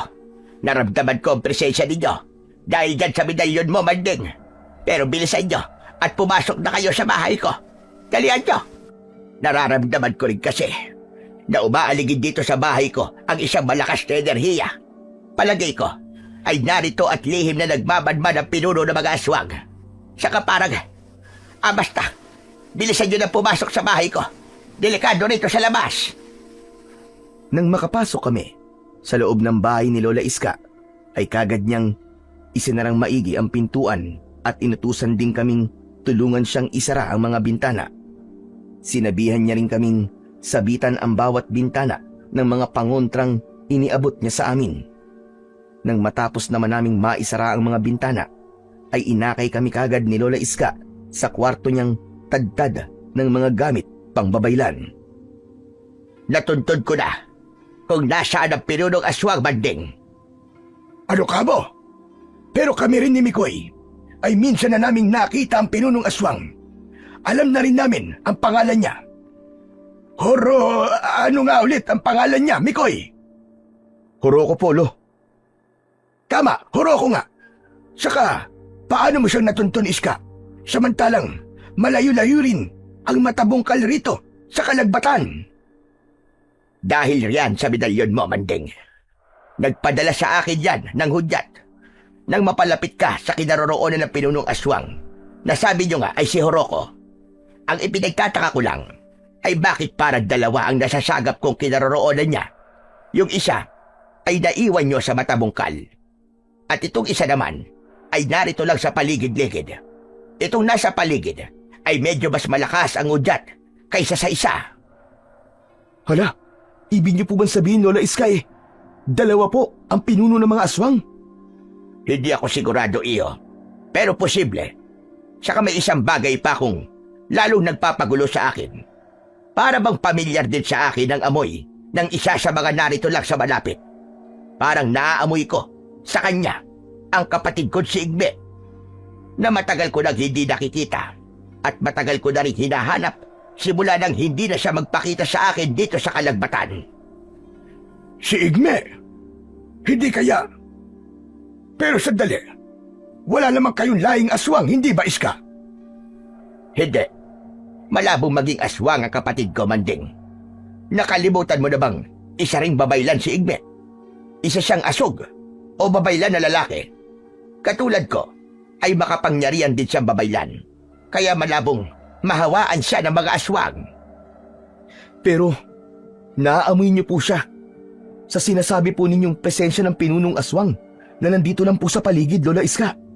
Malamang po na siya po yung nandun po sa halamanan sa labas. Tignan po kaya natin sa labas, Lola Iska. Baka nga po ang kapatid niyo nasa labas. May kapangyarihan din po ba siyang maitim na usok? Maitim na usok? May nakita kayo ba itim na usok sa labas? Ano ang itsura? Manipis ba na parang may mga galamay? Sa puntong yun, ay nagkatinginan kami ni Lolo Manding. Naalala namin pareho ang nakita namin dati sa gubat. May mga galamay ang itim na usok ng pinunong si Horoko. Sabay naming sinagot ni Lolo Manding si Lola Iska ng mariin at sunod-sunod na pagtango. Bakit parang alam mo ang tungkol sa manipis na usok na parang mga galamay ng pinunong aswang, Iska? Hindi ba sabi mo sa akin dati ay hindi mo pa nakikita ang pinunong aswang? Pero bakit parang nakita mo na ang pinuno? Una ay nanlaki ang mga mata ni Lola Iska dahil sa pagkumpirma namin tungkol sa manipis na itim na usok. Sumunod ay parang natakot siya sa labis na pangamba. Napasapu pa siya sa kanyang dibdib. Hindi. Sana ay di totoo na iisip ko tungkol kay Igme. Malabo na magginawa yun ni Igme. Kapag nagkataon, ay hindi maaari. Anong ibig mo sabihin, Iska? Naguguluhan kami sa'yo. Diretsahin mo na nga kami kung anong meron kay Igme at sa manipis na itim na usok ng pinunong aswang. Pero hindi kami kagad sinagot ni Lola Iska. Sa halip ay sandali siyang tumayo at may kinuwang mga gamit ng babaylan. Kumuha siya ng maliit na banga na nilagyan ng kung ano-anong mga tuyong dahon. Sinindihan niya ito At nang magsimulang maglabas ng mga usok, ay pasayaw-sayaw na pinaikutan kami ni Lolo habang sinisimulang bumigkas ng engkantasyon na hindi namin maintindihan ni Lolo kung anong lingwahe. Pakapal ng pakapal ang usok na nagmumula sa munting banga. Bunga nito ay halos magkandaubo kami ni Lolo Manding. Makaraan ng ilang sandali ay biglang napatigil si Lola Iska na sinundan kagad ng kanyang grabing panginginig na parabang sinasapian siya ng kung anong hindi nakikitang espiritu.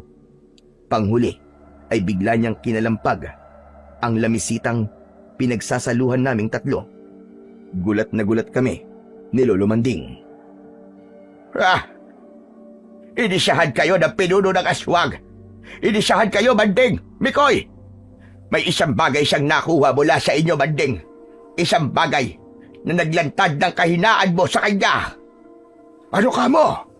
Isang bagay na nakuha mula sa akin. Agad tinignan ni Lolo Manding ang kanyang mga dala, pati ang medalyon niya at kung ano-ano pang nakabulsa sa suot na damit at kupas na pantalon. Pagkatapos ay tulalang napatitig sa akin na parabang may nakikita sa akin na hindi ko maintindihan.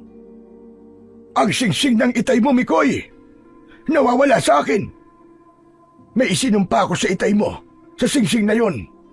Iska, yung ba ang bagay na nakuha sa akin ng pinunong aswang? Singsing, nako, ngayon mismo ay may ginagawa na ang pinunong aswang sa singsing mo na yon. Ano man sumpa na binitiwan mo sa singsing na yon ay gagamitin ng pinuno laban sa puwersa natin. Elo, ano po ba ang isinumpa niyo sa singsing na ni Itay? Hindi. Hindi ako makakapayag na makuha ka sa akin ng huroko na yon. Iska, anong pangontrang kailangan nating gawin para hindi makuha ng huroko na yon ang apo ko? Ano lo? Kukuhanin po ko ng pinunong si Horoko? Talagang kinilabutan ako sa mga napag-alaman ko mula kay Lolo Manding. Siyempre, ay ayaw kong makuha ni Horoko. Nakatatakot ang itsura ng pinunong aswang na yon. Hindi ako makapapayag na malala pa ako ng pinakamabangis na aswang. Hindi ako makakapayag, Lo. Ayoko malapa ni Horoko. Gumawa po kayo kagad ng paraan ni Lola Iska. Dali na po, Lolo Manding, Lola Iska. Kapag hindi po kayo kumilos kagad, ay may gagawin akong pagsisisihan nyo. Huwag kang ganyan na po. Saka hindi rin talaga ako makapayag na makuha ka sa akin ni Horoko. Gagawa kami ng paraan ni Iska. Ngayon na po, Lo, ngayon na. Gumawa na kagad kayo ng paraan. Kung hindi, ilalabas ako dito at haharapin ang may manipis na usok sa labas. Seryoso ako, Lo. Gagawin ko talaga yun. Para ipakitang seryoso talaga ako at para mapuwersa silang gumawa kagad ng paraan, ay mabilis kong nilapitan ang saradong pinto at nagbantang bubuksan ko yun. Ngunit bago pa man ako makalapit sa pinto, walang ano-ano, ay bigla na lang may malakas na kumalampag dito. Kasunod nun ay narinig ko ang boses ni Rolito sa labas. Mikoy! Mikoy, papasukin niyo ako! Si Rolito to, Mikoy! Pakiusap, papasukin niyo ako bago pa tuluyang dumilim! Rolito? Bubuksan ko na sana ang pinto, pero mabilis akong nilapitan at pinigilan ni Lola Iska. Noon, napansin kong pareho silang may suot na medalyon ni Lolo Manding at pareho ring kakaiba ang paraan ng pag-ilaw ng mga ito. Huwag mong bubuksan, Mikoy! Pero Lola Iska, ang kaibigan ko pong si Rolito nasa labas. Hindi po ako maaaring magkamali. Boses na boses po niyang naririnig ko. Lolo Manding, si Rolito po nasa labas. Narinig niyo naman po, hindi po ba? Isa rin po siyang aswang, Lola Iska. Pero kakampi po natin siya. Di po ba? Ay gusto niyo magkaroon tayo ng kakamping aswang. Heto na po yun. Si Rolito po ang sagot sa problema natin na yun. Hindi, Mikoy. Iba ang pakiramdam ko sa nasa labas na iyan. Baka yan mismo ang pinunong si Horoko. Hindi ko rin sigurado kung si Igmi yan na nagpapanggap lang na si Rolito. Basta, masama ang kutob ko sa kung sino man yan na nasa labas. Hindi tayo pwedeng basta lang magpapasok ng kung sino-sino rito. Mikoy! Lolo Manding! Lola Iska! Pakiusap, papasukin niyo po ako! Ako po talaga si Rolito! Paano ko ba kayo mapapaniwala na ako talaga to? Papasukin niyo na ako! Nagmamakaawa ako sa inyo! Maya-maya lang ay lalong nagwala sa pag-iyak si Rolito nang makarinig kami ng mga atungal at singasing ng mga aswang sa labas. Noon pala ay nagsisimula ng lumubog ang araw at hindi namin namalayan yon. Kasunod nun ay ang hiyawan naman ng mga kababaryo namin. Ang ilang mga kalalakihan ay nagsasabing pagtutulungan daw nilang kalabanin ang mga aswang. Nagsabi pa silang ilabas ang kahit na anong sandatang panlaban. Mikoy! Lolo Manding! Lola Iska! Tulungan niyo ako! Tulungan niyo ako! Naglabasan na po ang mga aswang! Ako rin po ay nagpapalit na po ng anyo! Baka makita po ako ng mga tao at baka sugurin nila ako at pagtulungan patayin! Maawa na po kayo sa akin! Mikoy! Mikoy, papasukin mo naman ako! Tandaan mo, ikaw ang dahilan kung bakit naging aswang ako! Mikoy, sige na! Maawa ka sa akin! Lolo Manding! Mikoy! Sa puntong yun ay hindi na ako nakatiis. Walang sabi-sabing agad at malakas kong binuksan ang pinto. Pagbukas na pagbukas ko ay pagulong na nabuwal si Rolito na noon nga ay nagsisimula ng magpalit ng anyo tungo sa pagiging aswang. Dahil naman sa pagkabigla ay alertong agad naglabas ng mga pangontra sina Lolo Manding at Lola Iska. Bago pa man nila masabuyan si Rolito ay apurahan kong muling isinara ang pinto na kinalampag naman ng mga kababaryo namin na galit na galit. Nakita na pala nila si Rolito. Matapos yun ay mabilis kong iniharang ang sarili kong katawan kay Rolito. Kung kaya sa akin sa halip na isaboy ang mga pangontra, may ilan namang tumalsik kay Rolito dahilan para magkikikisa ito sa hapding naramdaman. Ano ba, Lola Iska? Huwag niyo siyang sabuyan! Nakikita niyo naman, si Rolito siya! Hindi siya tulad ng inaakala niyong ang pinuno o ang kapatid niyong si Igme.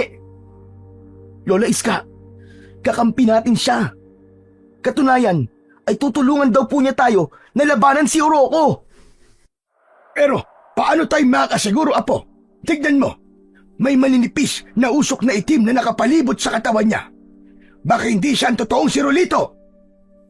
Si Lola Iska, para maalis ang kanyang pagdududa, ay naisipan kagad pausukan si Rolito. Kinuha nitong muli ang dibit-bit na banga na umuusok pa rin noon. Pasayaw-sayaw na pinaikutan niya si Rolito na noon naman ay napansin kong parang lihim na napangisi. Ewan ko, pero iniisip kong baka natutuwa siyang gawin sa kanya yon ni Lola Iska. Napansin ko rin ang mga itim na manipis na usok na pumapalibot sa katawan niya ay para bang gumagapang papunta sa direksyon ko. Natigilan ako at parang naistatwa sa kinatatayuan ko nang simulan ng malagalamay na itim na usok na pumasok sa balat ko. Nang puntong yon ay agad kong naramdaman ang para bang kuryenteng dumaloy sa mga ugat ko. Malakas akong napaungol dahil doon. Ano nangyayari sa akin, Lolo Manding? Lola Iska! Tulungan niyo ako! Parang napapasukan ako ng kuryente sa katawan ko! Tulong! Noon din ay natigilan sa kanyang ginagawa si Lola Iska at nabaling ang pansin sa akin. Si Lolo Manding naman ay nag-aalalang agad akong nilapitan. Mikoy! Mikoy, ano nangyayari sa iyo? Diyos ko po, tignan mo, Iska. Ang malagalamay na manipis na itim na usok na nagmumula kay Rolito pumapasok sa paanan ng apo ko. Sabay sanang haharapin ni na Lola Iska at Lolo Manding si Rolito para sabuyan ng kanilang mga pangontrang langis. Pero bago pa man nila yon magawa, ay inunahan na sila ni Rolito. Pinalibutan nito ang sarili ng itim na usok habang parang baliw na humahalakak. Ang isang galamay na usok ay naiwan sa akin na patuloy na pumapasok sa paa ko. Nagulat kami nang marinig namin ang nabagong boses ni Rolito nang magsalita. Nasa katauhan ni Rolito Pero ang boses ay kay Horoko.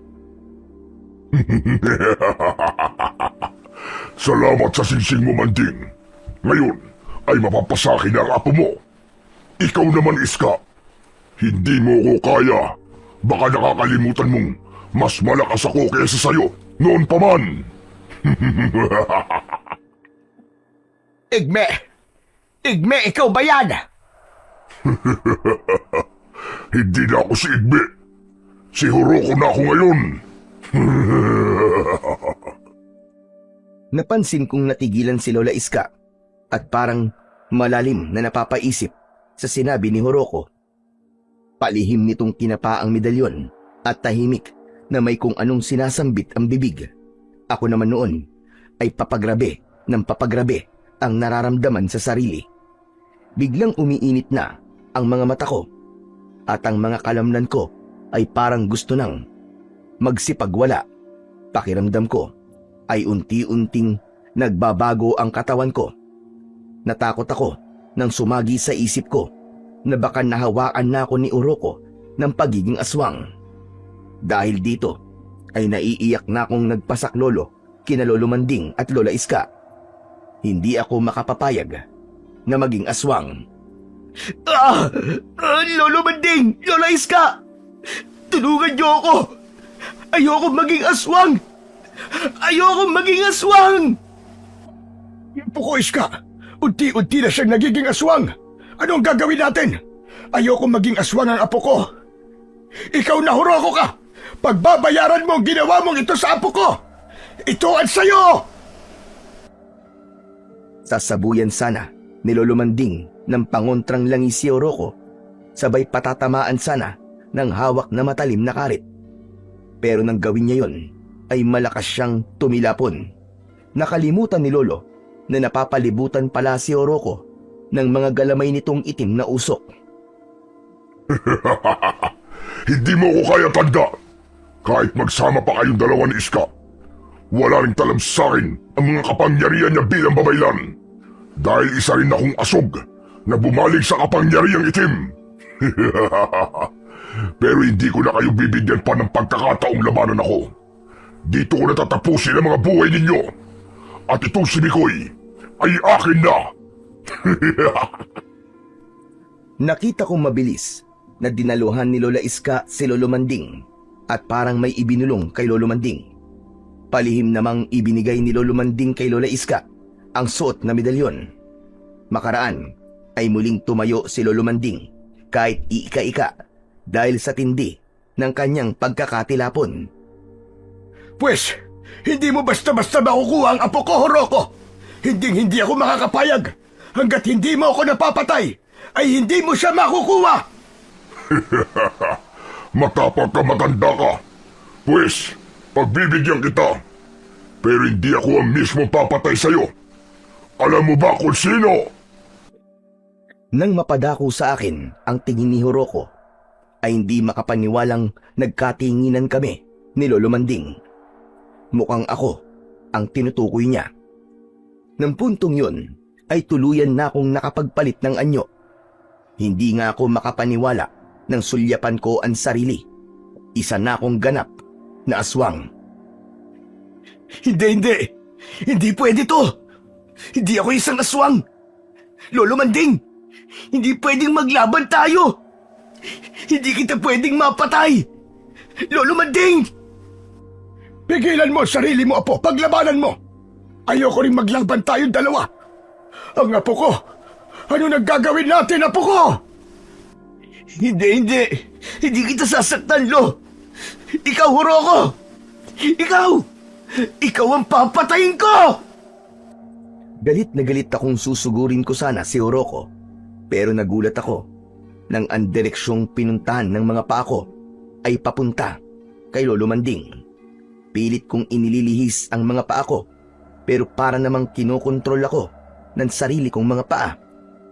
Habang papalapit ako kay Lolo Manding, pati ang mga kamay kong nanggigigil ng makadamba ay hindi ko na rin makontrol. Parang wala na ako sa sarili. Noon din ay parang gusto kong mangluray ng katawan ng tao at makaamoy ng sumisirit na sariwang dugo. Lo! Lo, umiwas ka! Hindi ko na makontrol ang sarili kong katawan, Lo! Lumayo ka sa akin! Lo! Ayokong lapain kita! Ayokong mapatay kita, Lo! Umalis ka na rito! Apo ko! Ayaw din kita saktan! Hindi ako lalaban sa'yo! Pero kung wala na tayong magagawa sa pagkakataong ito, sige, Apo! Ako na lang! Ako na lang ang magsasakripisyo! Ayos lang sa akin na mapatay mo ko! Basta ito ang tatandaan mo, Apo ko! Mahal na mahal kita! Mahal na mahal kita, Apo!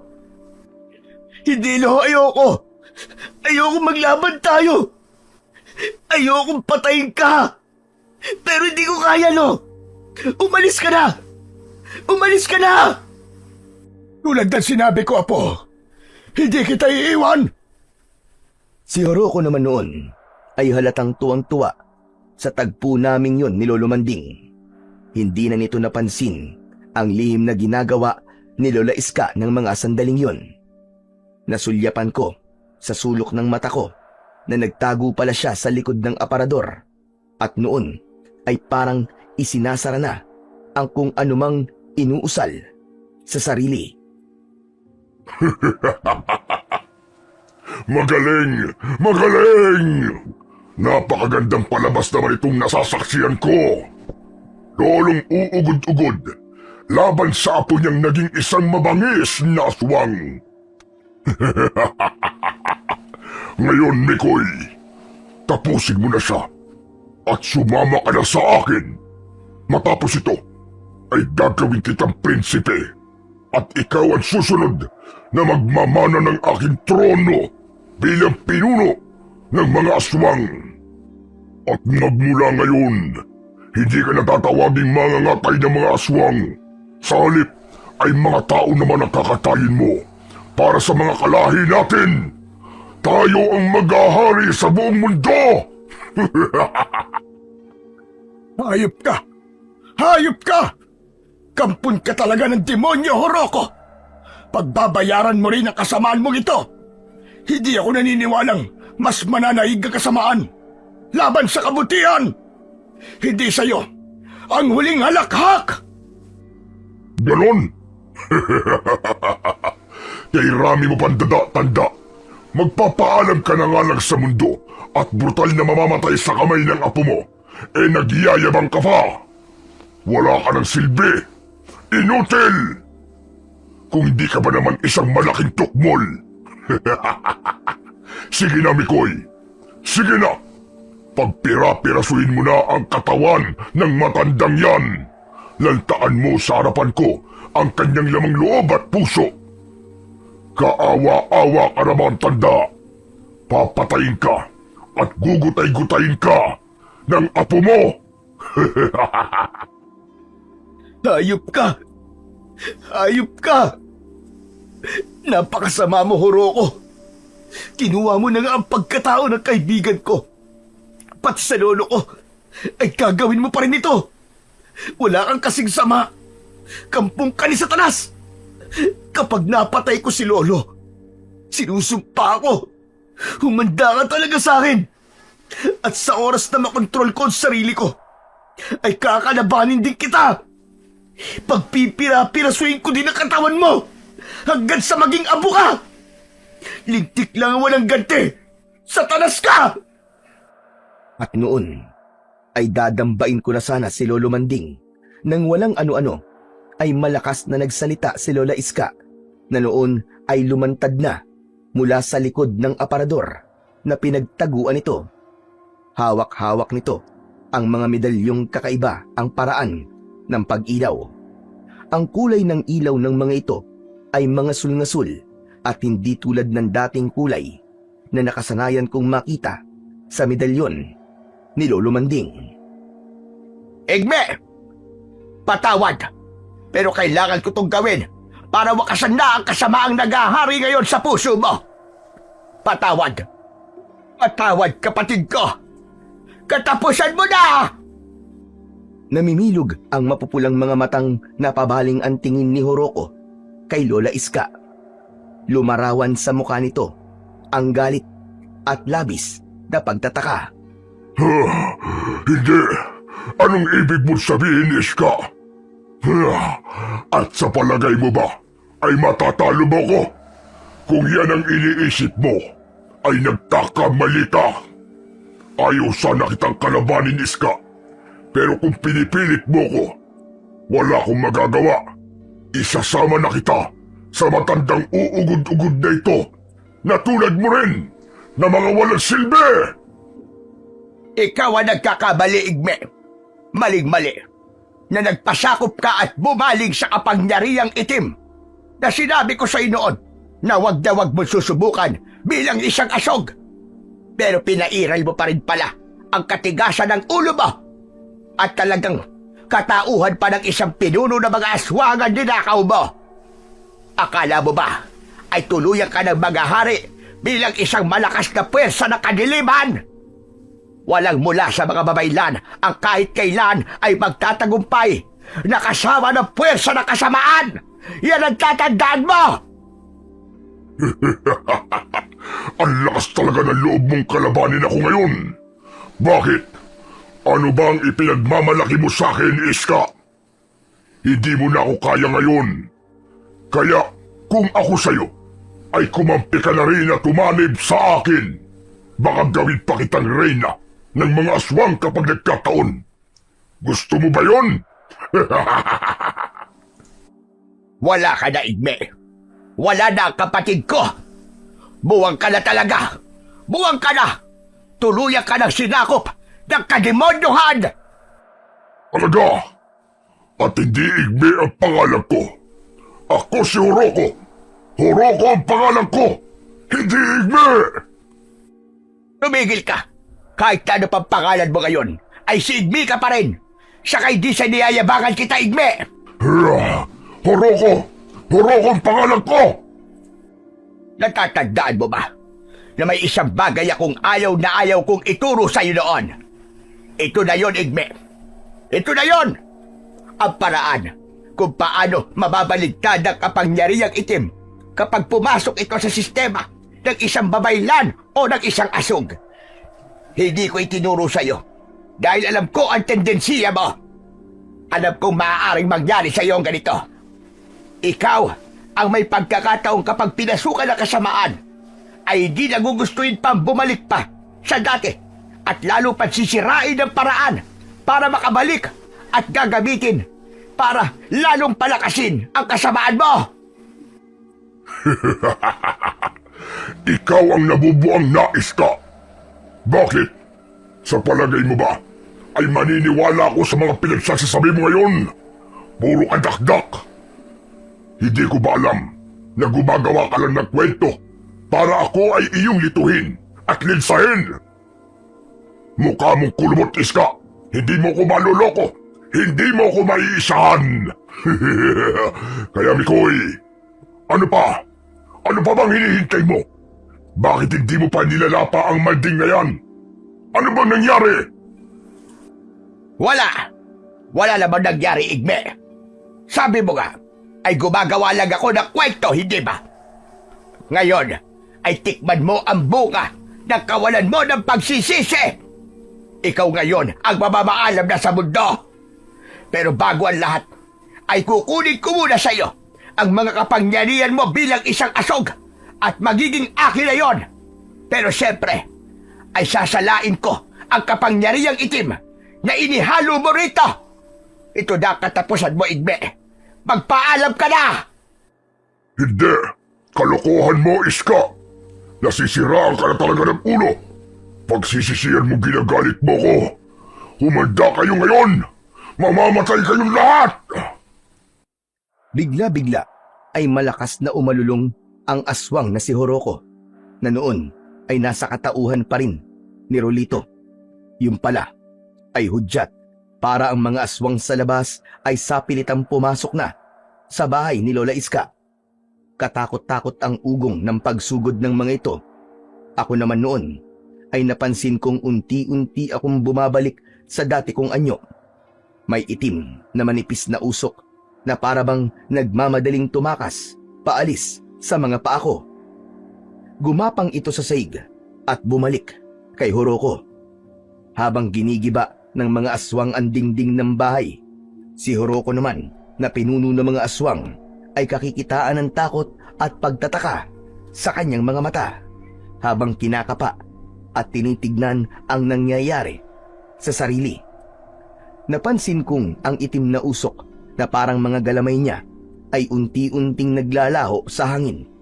Unti-unti rin siyang lumalaki at nagbabalik sa dati niyang anyo. Ang katauhan ni Rolito na nasa kanya ay unti-unting nawawala. Ano ito? Ano to? Hindi maaari. Ano tong nangyayari sa akin? Iska!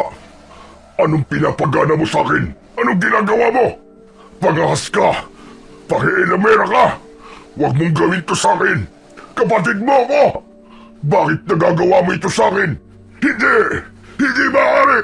Hindi dapat mawala sa akin ang mga kapangyarihan ko! Itigil mo ito, Iska! Itigil mo ito! Tumigil ka! Wala na! Hindi ko na kaya pang pigilan yan, Igme. Gumagana na ako na siyang tahimik kung sinambit at ibinilong sa mga medalyon ko. At ang medalyon mo rin ay nakiayon sa akin. At yun ay mapupunta na rin sa akin ngayon. Kaya patawad na lang sa'yo, Igme. Kailangan mabura na ang kasamaan sa linya nating mga babaylan. Kailangan mo na mawala! Isinusumpa kita, Iska! Isinusumpa kita!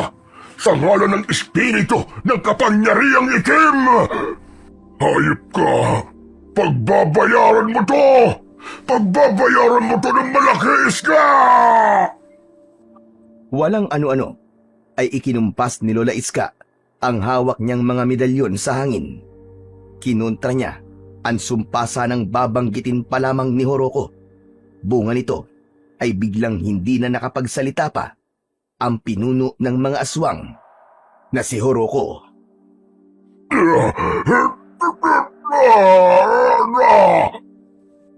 At bilang panghuling ritual ay mabilis ulit na sinindihan ni Lola Iska ang pinulot niyang dibit-bit na banga na mabilis niyang muling nilagyan ng mga tuyong dahong herbal at mga kung ano-ano na pangontra sa mga aswang.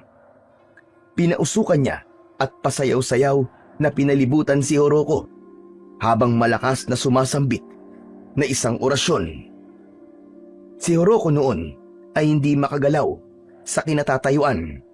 Ang mga pag-ungol niya, singasing at atungal ay unti-unti nang humihina. Nang tuluyan siyang mapalibutan ng mga usok mula sa banga ni Lola Iska, ay doon na siya biglang nanginig ng grabe hanggang sa nagkikisay ang katawan at bumula ang bibig at nagsimulang maagnas na parabang naupos na kandila.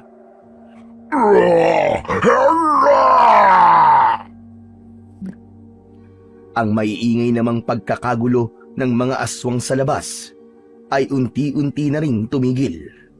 Huminto rin ang mga ito sa tangkang gibain ang bahay ni Lola Iska.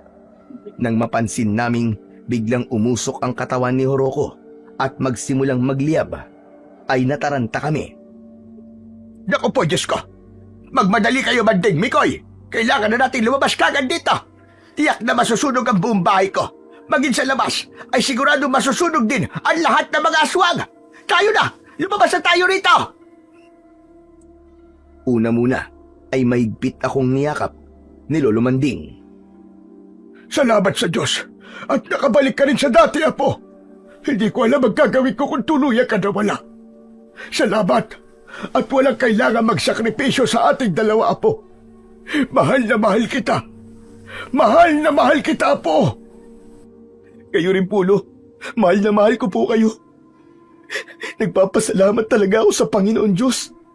Kung nagkataon, ay hindi ko po mapapatawad ng sarili ko kung sakaling nalapa ko po kayo kanina. Ay, ano pa yan? Mamaya na kayo magdrama, maglolo. Wala tayo sa palabas para magdrama kayo ng ganyan. Diyos ko naman, nasa peligro na nga tayo ngayon. Tantanan nyo na nga yan. Ama, alam nyo pa yata si Ato Redillas at Fernando po. Dali na, bago pa kayo maging mga aboryan. Bilisan niyo na! Grabe naman. Si Lola Iska naman eh. Panira kayo eh. Hayaan mo na. Tara na po. Kilala ko kasi yan si Iska. Wala talagang kadramahan yan. Kahit noon pa. Nung kami pandalawa. Hindi po ako naniniwala. Kanina nga po sa harap ni Oroko, nagdrama din siya eh. Huwag mo nang iparinig sa kanya. At malalagot ka kapag napagtanto niyang nakapagdrama pala siya. Tara na. Lumabas na tayo. At doon na natapos ang pakikipagharap namin ni Lolo Manding sa pinuno ng mga aswang na may lahing asog na si Horoko. Si Lola Iska lang pala ang makakatulong sa amin. Siyempre ay nagkaroon din ng papel ang matalik kong kaibigan na si Rolito. Tungkol pala kay Rolito, sa tulong ng kapangyarihang nabawi ni Lola Iska kay Lolo Igme, ay naibalik namin siya sa pagiging normal na tao. Sinamantala pala ni Lola Iska na nakipagpalitan si Lolo Igme o Horoko sa katauhan ni Rolito kung nagkataong napagana niya ang pambaligtad na kapangyarihan na nasa totoong anyo na si Horoko, ay hindi na pala sana uubra na mabawi pa ang pagiging normal na tao ni Rolito. Nakalulungkot nga lang na ang itay pala niya ay hindi na naibalik sa dati. Ako rin naman ay naibalik sa dati dahil noon ay nasa katauhan pa lang din ni Rolito si Horoko nang maibalik ako sa dati. Marami akong natutunan sa karanasan namin ni Lolo Manding bilang mga mangangatay ng aswang. Una, ay delikado pala talaga ang posibleng kahihinatnan kung hindi ko kukontrolin ang pagiging mainipin at ang pagiging padalos-dalos ko. Muntikan na talaga kaming mapahamak nang papasukin ko ang inaakala kong matalik kong kaibigang si Rolito. Ikalawa, ay ang wag na wag ipagsasabi sa iba ang kahinaan mo tulad ng kay Lolo Manding. Yung pala ang pupuntiryahin ng kalaban. At ikatlo, ay yung natutunan ko kay Lola Iska na ilihim din ang importanteng bagay sa taong hindi talaga mapagkakatiwalaan na tulad ng kapatid niyang si Lolo Igme na naging pinuno ng mga aswang na si Horoko. Matapos ang gabing yon, ay naging tahimik na ulit ang baryo, Kalagbatan, at mula noon ay hindi na muling sinasalakay ng mga aswang. Kalaunan din ay nakapag-ipon na ako ng sapat para sa aking pangarap. At yun nga, kami ni Rolito ay ipinagpatuloy namin ang pag-aaral sa kolehiyo. Pero habang nag-aaral ako, naroroon pa rin ang kagustuhan kong ipagpatuloy ang pagiging mangangatay ko ng mga aswang at palawigin yon sa tulong ng aking pinakamamahal na si Lolo Manding, at ganun na rin ang partisipasyon ngayon ni Rolito sa amin. Ang kanyang ama naman, bagkus kahit naging aswang ito, ay pumanig pa rin ito sa kabutihan at hindi tuluyang nilamon ng kasamaan ang kanyang buong pagkatao. Sama-sama kaming pinortektahan ang buong bayan, maging ang mga karatig lugar, laban sa mga aswang na posibleng maghatid ulit ng takot at panganib sa lahat. Nangako kami sa aming mga sarili na hanggang merong mga kampon ng kadiliman na tulad ni Horoko, ay hinding-hindi kami titigil sa aming misyon na maging tagapagtanggol ng bayan bilang isang grupo ng mga mangangatay ng aswang na may basbas ng Panginoon na siyang pinakamakapangyarihan sa lahat. Ang kwentong inyong napakinggan ay sumasalamin sa tunay na pagkakaibigan ng isang tao at sa totoong pagmamahal para sa kanyang lolo. Isang ugnayang nagbigay daan upang manaig ang kabutihan kahit sa harap ng takot at paghihiganti. Sa kabila Nang isa sa kanila ay naging aswang at ang isa naman ay mangangatay. Nang ibabaw pa rin ang pagmamahal. Pinili nilang unawain ng isa't isa at ialay ang kanilang lakas upang ipaglaban ang katarungang matagal nang hinahanap at tuluyang pagpuksa sa kasamaan ng kadiliman. Sa tulong ng Panginoon at sa tibay ng tiwala at pagmamahal na hindi natinag ng mga pagsubok, napagtagumpayan nila ang pinakamadilim na yugto ng kanilang buhay. Itinuro ng kanilang samahan ng tunay na pagkakaibigan ay nagbubuklod ng puso at ang katarungan ay tunay na nagwawagi kapag ito'y isinasabuhay ng may pananampalataya at kabutiang loob para sa lahat.